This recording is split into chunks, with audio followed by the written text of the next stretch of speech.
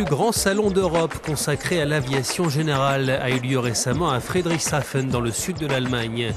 Appareils ultra légers, électriques, planeurs, jets d'affaires, hélicoptères, il y avait de quoi ravir les amoureux de l'aviation et de l'innovation. Car ces petits aéronefs sont toujours plus surprenants. Les constructeurs regorgent de créativité et de génie, notamment pour améliorer la sécurité des passagers. Et sur ce point, la tendance est au parachute de secours, non pas individuel, mais pour l'ensemble de l'avion. Un parachute intégré dans le nez de l'appareil que les passagers peuvent actionner en cas de panne de moteur par exemple, c'est ce que propose notamment Cirrus Aircraft. Explication. Le parachute qui est sur cet avion s'appelle CAPS, pour Cirrus Airframe Parachute System. Nous avons un parachute sur chaque avion que nous avons conçu, soit 6300. Si le pilote est dans une situation de détresse, quand plus rien ne fonctionne, quelqu'un dans l'appareil peut tirer une poignée et tout l'avion va descendre sous un parachute. Autre vedette de cette Aero 2016, les drones. Certains ont même eu l'opportunité de piloter dans un hangar ces petits appareils volants.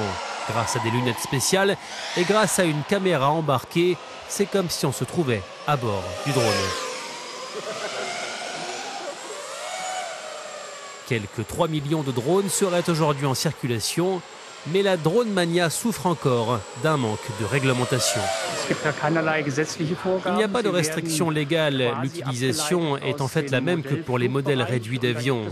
Il n'y a pas de règle en dessous d'un poids de 5 kg, ce qui signifie que n'importe qui peut acheter un drone sur Internet ou dans un magasin et peut l'utiliser sans savoir ce qu'il fait.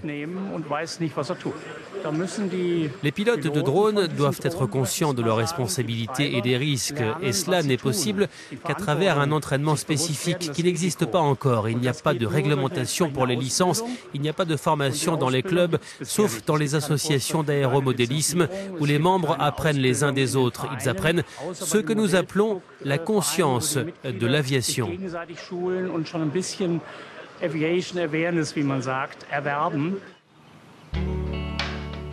L'Aero 2016 s'est penché également sur le sujet du handicap. Là aussi, des alternatives sont possibles, y compris faire du parapente en fauteuil roulant. Décoller et atterrir en fauteuil, c'est possible grâce là aussi à l'innovation technologique.